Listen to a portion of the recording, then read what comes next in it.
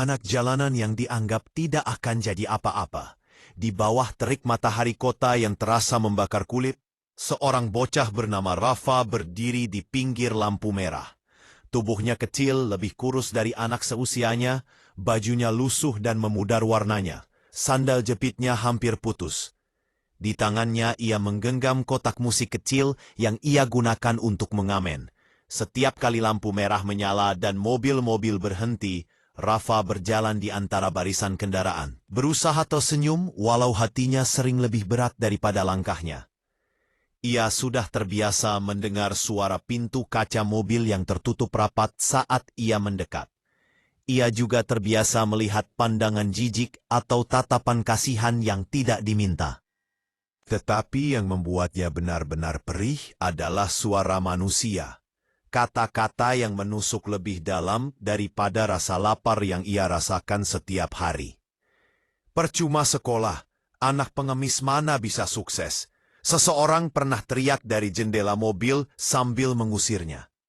Udah nasib kamu begitu, jangan mimpi tinggi, kata seorang pedagang yang sering melihatnya mangkal di lampu merah. Rafa sering tersenyum pahit setiap kali mendengarnya.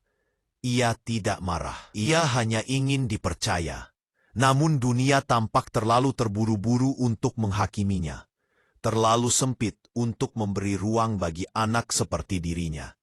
Setiap sore, setelah bekerja seharian di jalan, Rafa selalu duduk di emperan sebuah toko kelontong yang sudah tutup.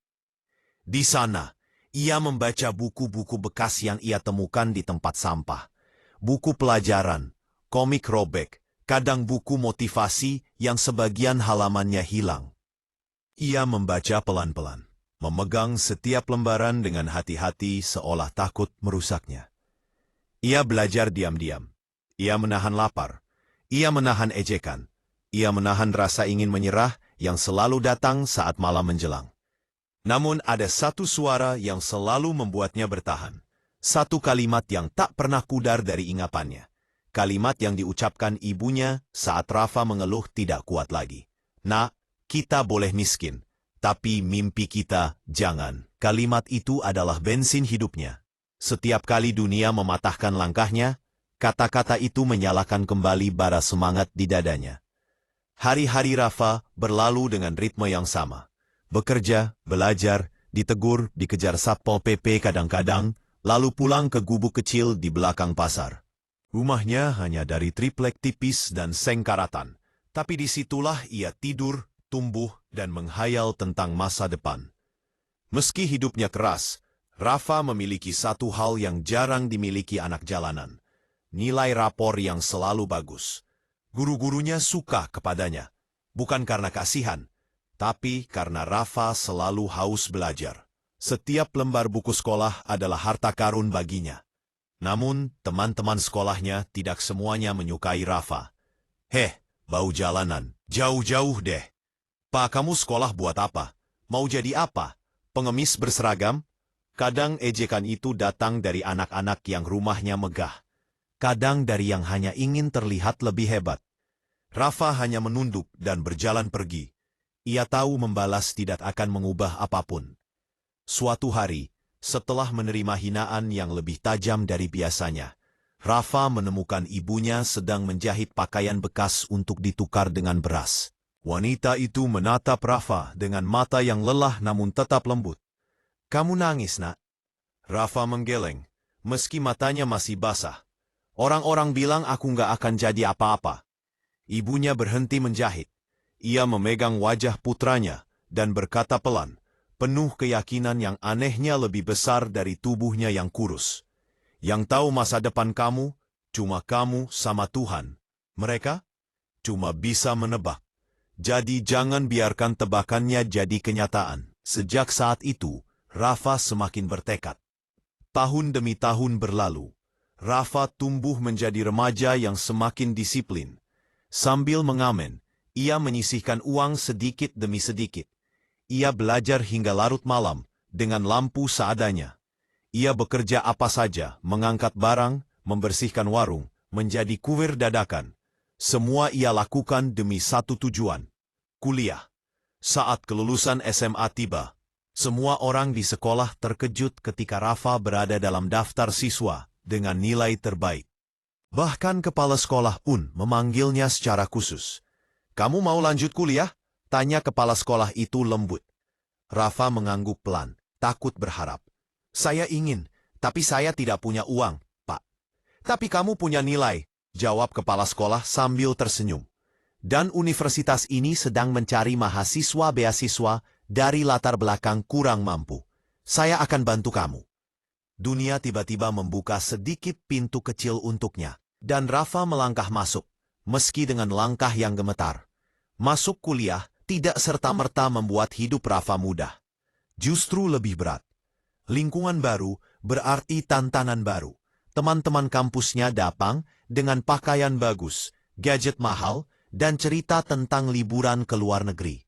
Rafa datang dengan kemeja pemberian donatur dan sepatu yang sudah direkat lem beberapa kali. Ada yang baik, ada yang ramah, tapi tidak sedikit yang meremehkan. "Laptop kamu mana?" "Aku belum punya," jawab Rafa. "Kok bisa kuliah manajemen bisnis? Ini kan butuh perangkat. Jangan sampai kuliah cuma setengah jalan ya." Rafa hanya tersenyum. Ia sudah terbiasa diragukan. Untuk bertahan, Rafa bekerja menjadi pelayan restoran. Ia juga menjadi pengantar paket saat pagi, bahkan membersihkan kantor malam-malam demi tambahan uang makan. Jam tidurnya rata-rata hanya 3 jam sehari. Tubuhnya kurus, tetapi matanya selalu hidup. Suatu malam, saat ia menjaga restoran hingga pukul 1.00, salah satu teman kuliahnya datang membeli makanan. "Kamu kerja di sini?" "Iya," jawab Rafa sambil mengelap meja. "Capek enggak?" Rafa tersenyum sambil mengangguk. "Capek, tapi aku lagi ngejar mimpi." Teman itu terdiam. Sesuatu dalam diri Rafa membuatnya tak bisa lagi meremehkan. Bertahun-tahun berlalu. Rafa lulus kuliah dengan predikat terbaik dan diterima magang di perusahaan luar negeri yang bekerja sama dengan kampusnya. Dengan modal bahasa Inggris seadanya dan keberanian setipis kertas, ia berangkat ke negara yang bahkan belum pernah ia bayangkan sebelumnya. Di sana, kehidupannya kembali dimulai dari nol. Ia kesepian, bekerja keras, belajar budaya baru, dan terus mengasah kemampuannya. Tetapi semesta kali ini sepertinya sedikit lebih ramah. Bosnya melihat Rafa sebagai seseorang yang mau belajar apapun. Dalam beberapa bulan, ia dipromosikan menjadi staf tetap. Dalam 2 tahun, ia menjadi manajer proyek termuda. Rafa mulai dikenal sebagai pekerja keras dengan visi yang tajam dan hati yang tulus. Saat ia mencapai usia 27 tahun, ia memberanikan diri mendirikan startup logistik digital bersama 2 rekannya. Awalnya hanya di ruangan kecil. Awalnya klien hanya hitungan jari.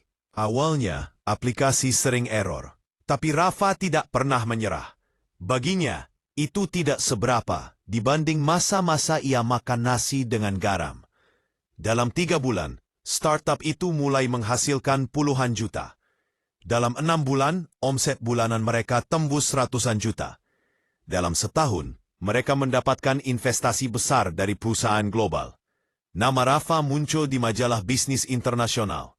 Orang-orang menyebutnya The Street Boy Who Changed His Stars. Anak jalanan yang menulis ulang takdirnya sendiri. Saat pulang ke Indonesia untuk pertama kali setelah sukses, Rafa disambut oleh tim perusahaannya.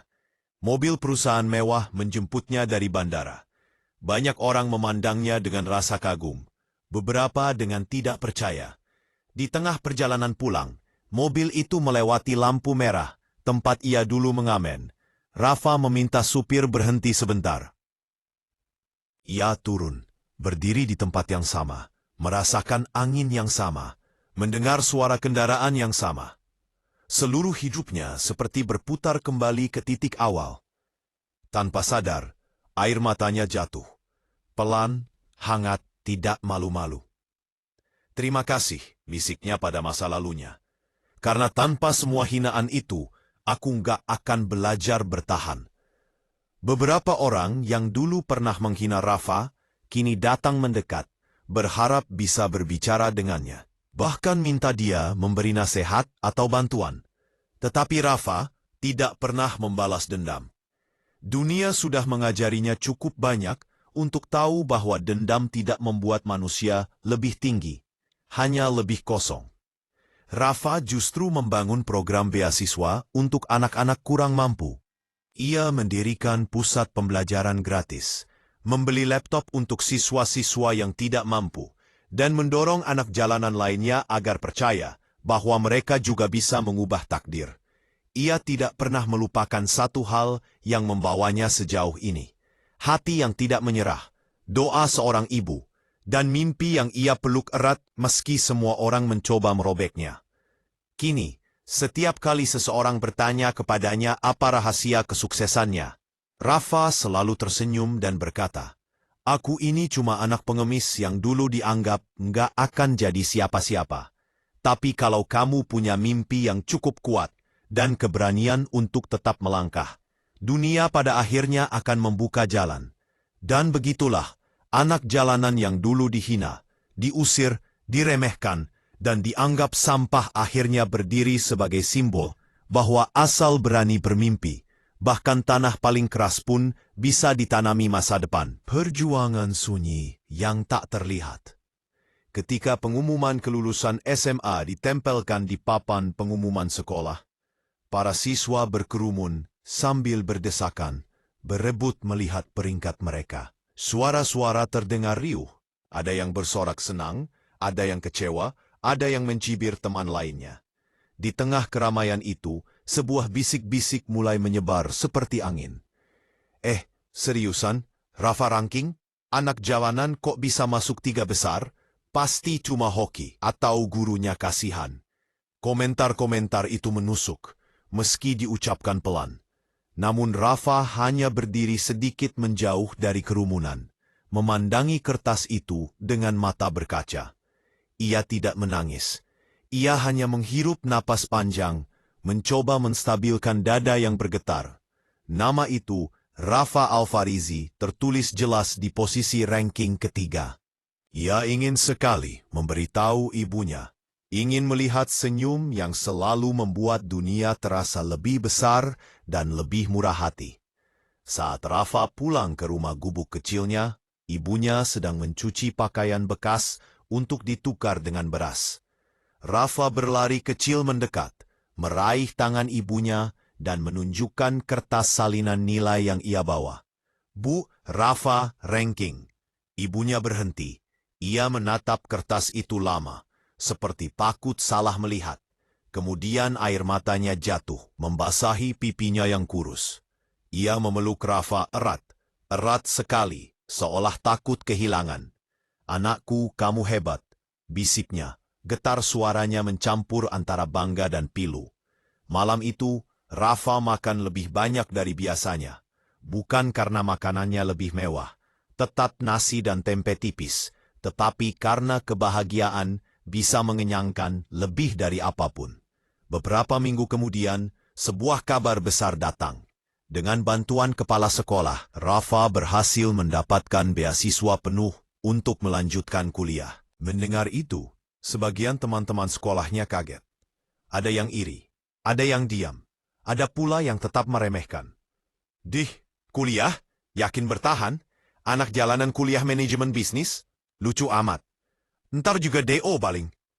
Rafa tersenyum. Ia sudah kebal. Hari pertama kuliah, Rafa datang dengan pakaian paling rapi yang ia punya. Kemeja putih bekas sumbangan, celana hitam yang dipermak sendiri, sepatu yang bagian solnya ditempel lem. Ia membawa sebuah buku tulis dan pulpen. Tidak ada laptop, tidak ada tas mahal, tidak ada perlengkapan yang digunakan mahasiswa lain. Di kelas, ia duduk paling depan. Bukan karena ingin kelihatan rajin, tapi karena matanya kurang bagus untuk melihat tulisan dari jauh. Presentasi pertama di kampus membuka kenyataan pahit. Hampir semua mata memandangnya berbeda. Ada yang heran, ada yang kasihan, tetapi tidak sedikit yang merendahkan. Suatu hari, setelah dosen memberikan tugas proyek kelompok, salah satu mahasiswa berbisik keras, Cukup untuk membuat Rafa mendengar. Kalau satu kelompok sama dia, bisa berantakan nih, mana kerjaannya ngamen. Tawa ringan terdengar dari sudut ruangan. Rafa menunduk. Untuk sesaat, ia merasa kembali menjadi anak kecil yang berjalan di antara mobil-mobil di lampu merah. Tak seorang pun tahu betapa keras ia berusaha, betapa ia mengorbankan tidur, bermain, bahkan masa kecilnya. Tetapi Rafa menolak hancur. Ia bekerja setiap hari sepulang kuliah, menjadi pelayan restoran, pengantar paket, jaga parkir saat akhir pekan, bahkan membersihkan kantor pada malam hari. Dalam seminggu, jadwalnya seperti neraka. Ia tidur rata-rata 3 jam sehari, kadang di kursi restoran, kadang di bawah meja, kadang hanya sambil memeluk tas di halte saat menunggu bus pertama berangkat. Namun ia tetap datang ke kelas paling pagi, paling rapi, dan paling fokus. Ada suatu malam ketika ia hampir menyerah. Badannya demam, kepalanya berputar. Ia sedang mengepel lantai restoran ketika manajernya memanggil. "Rafa, kamu pucat banget. Kamu sakit?"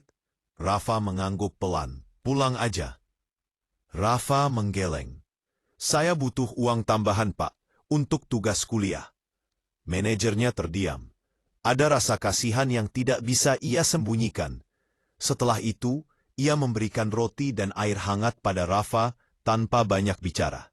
Malam itu Rafa pulang dengan langkah gontai, namun di hatinya tetap ada bara kecil yang menolak padam.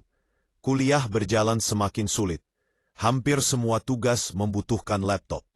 Rafa pun menabung selama 5 bulan, mengumpulkan uang receh demi receh, hingga akhirnya ia bisa membeli laptop bekas, yang layarnya sedikit retak namun masih bisa digunakan. Malam ia membelinya. Ia menatap laptop itu lama sekali, seperti menatap pintu masa depan. Ia menyentuhnya dengan kedua tangan, dan untuk kali pertama dalam waktu lama, ia tersenyum lebar. Pemilik kos tempat ia tinggal pun sering melihat Rafa belajar sampai subuh. Kadang ia tidur sambil menindih buku, kadang sambil memeluk laptopnya. Pemilik kos pernah menawarkan bantuan, tapi Rafa selalu menolak halus. "Saya kuat, Bu, terima kasih." Benar, tubuhnya mungkin tidak kuat, tapi hatinya, mentalnya, tekadnya, semua itu lebih keras dari kehidupan manapun yang hendak mencoba mematahkannya. Dalam salah satu kelas manajemen bisnis, seorang dosen yang harismatik pernah menatap Rafa lama setelah ia menjawab pertanyaan sulit dengan tepat. Dosen itu tersenyum kecil dan berkata, "Kamu pintar, Rafa. Tapi dunia bisnis itu keras. Tidak semua orang sanggup." Rafa menunduk hormat. "Saya akan belajar, Pak." Dosen itu kemudian menambahkan, "Kalau kamu jatuh, bangun. Kalau kamu jatuh lagi, bangun lagi. Orang seperti kamu biasanya bukan yang paling cepat sukses, tapi yang paling sulit dikalahkan." Ucapan itu melekat di kepala Rafa selama bertahun-tahun. Ketika akhirnya ia lulus kuliah dengan nilai yang mengejutkan banyak orang, Rafa menerima surat yang mengubah seluruh hidupnya. Diterima magang di perusahaan logistik luar negeri. Sebuah perusahaan besar yang selama ini hanya ia lihat di internet atau studi kasus kuliah. Hari keberangkatannya penuh haru. Ibunya memeluknya lama sekali, seolah takut putranya yang dulu kecil, lusuh dan sering menangis kesakitan itu tiba-tiba hilang. Rafa membawa 2 pasang pakaian, 1 laptop bekas, dan doa yang tidak pernah berhenti mengiringinya. Di negara asing itu, hidupnya kembali berubah menjadi perjuangan. Ia bekerja lebih keras daripada karyawan lain. Ia belajar bahasa baru. Ia mempelajari sistem perusahaan, strategi bisnis, dan teknologi logistik yang belum pernah ia bayangkan. Ia memperbaiki kesalahan-kesalahan yang ia buat dengan cepat, meminta maaf setiap kali keliru, dan terus berusaha menjadi lebih baik. Bosnya melihat sesuatu yang berbeda dalam diri Rafa. Sebuah ketulusan, sebuah kegigihan, sesuatu yang tidak dapat dibeli dengan uang, tidak dapat diajarkan oleh dosen manapun. Dalam waktu 1 tahun, Rafa dipromosikan menjadi staf tetap. Dalam 2 tahun, ia menjadi asisten manajer. Dalam 3 tahun, Ia menjadi salah satu kepala tim termuda di perusahaan tersebut. Namun Rafa tidak puas hanya menjadi karyawan. Di dadanya, ada mimpi yang lebih besar. Mimpi yang ia bawa sejak hari-hari ia mengamen di lampu merah. Ia ingin mendirikan bisnis sendiri. Pada usia 27 tahun, setelah mengumpulkan tabungan dan mempelajari setiap celah industri logistik, Rafa bersama dua rekannya mendirikan sebuah startup logistik digital. Awalnya hanya terdiri dari 3 orang dalam satu ruangan kecil berukuran 4x4 meter. Aplikasi mereka sering error. Klien pertama didapat dengan susah payah. Mereka harus bekerja lebih dari 16 jam sehari. Tetapi Rafa tidak takut. Ia pernah menjalani hidup yang jauh lebih berat dari itu. 3 bulan kemudian, startup itu mulai mencetak puluhan juta rupiah. 6 bulan kemudian omset bulanan mereka menembus ratusan juta rupiah. Dalam setahun, mereka mendapat suntikan investasi besar dari perusahaan global. Nama Rafa mulai disebut di berbagai media bisnis internasional. Ia dijuluki The Silent Fighter, sang pejuang sunyi yang membuktikan bahwa kesunyian bukan kelemahan, melainkan tempat seseorang membangun kekuatan. Ketika ia kembali ke Indonesia setelah sukses, ia berdiri di bandara dengan jas elegan, tas kerja kulit asli, dan rombongan tim yang menjemputnya.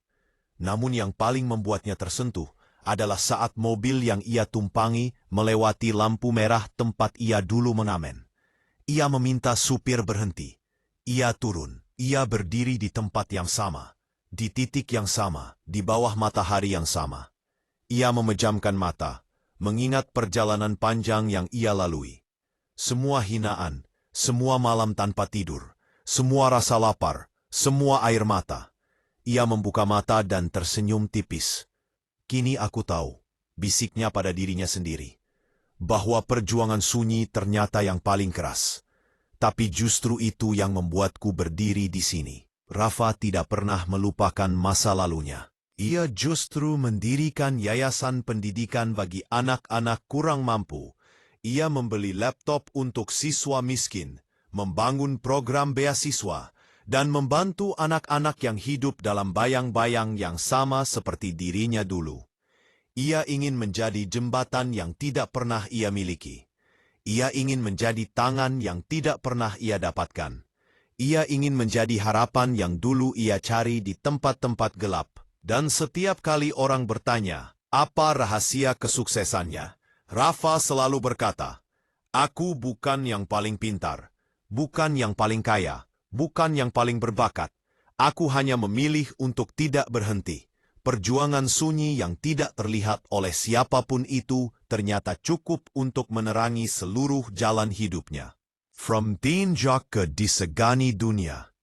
Tidak ada yang pernah mengira bahwa bocah kurus yang dulu mengamen di lampu merah, memakai baju lusuh dan sandal jepit bolong, akan berdiri sebagai salah satu nama yang disegani dalam dunia bisnis internasional. Tidak ada yang melihat potensi itu, kecuali dirinya sendiri dan ibunya yang selalu memeluknya setiap kali dunia membuatnya ingin menyerah. Rafa tumbuh dalam kerasnya hidup. Ia tidak lahir dengan keberuntungan, tidak dibesarkan oleh keluarga berpengaruh, tidak memiliki akses yang dimiliki anak-anak lain. Namun ia punya sesuatu yang jauh lebih berharga, tekad yang tidak bisa dihancurkan. Tekad itulah yang menuntunnya hingga ke titik yang tidak pernah dibayangkan siapapun. Setelah lulus kuliah dengan nilai tinggi dan berhasil lolos magang ke luar negeri, Rafa memulai perjalanan baru yang sama sekali berbeda dari dunia yang ia kenal. Untuk pertama kalinya dalam hidup, ia naik pesawat. Untuk pertama kalinya, ia tidur di ruangan yang temboknya bukan dari triplek. Untuk pertama kalinya, ia bekerja dalam kantor ber-AC dengan komputer-komputer canggih yang jauh lebih mahal dari apapun yang pernah ia sentuh. Tetapi meski semua itu baru, Rafa tetap merasa kecil. Dunia di luar negeri begitu luas, terlalu maju, terlalu cepat. Rekan-rekan kerjanya datang dari universitas ternama.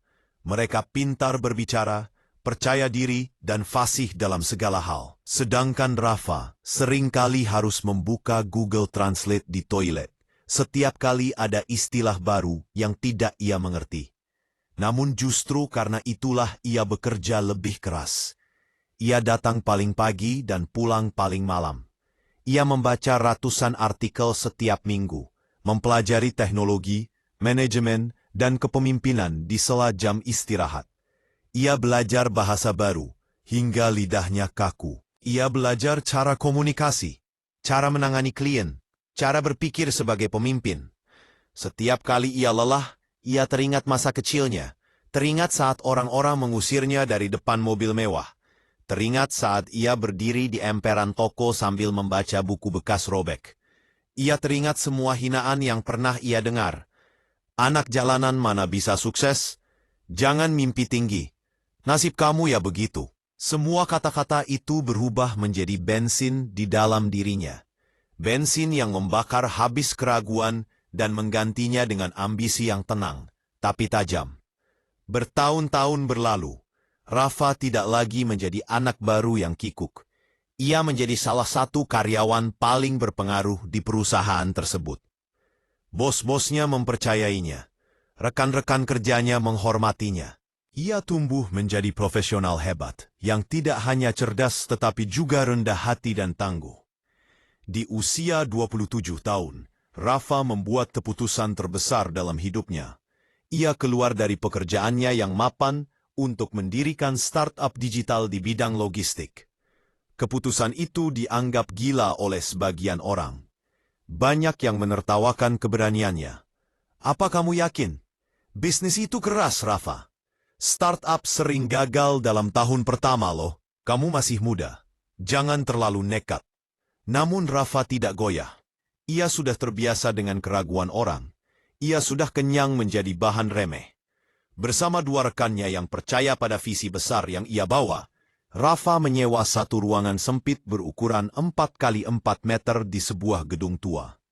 Ruangan itu panas, cat dindingnya mengelupas, dan lampunya sering berkedip. Tetapi bagi Rafa, ruangan itu adalah awal dari sesuatu yang besar.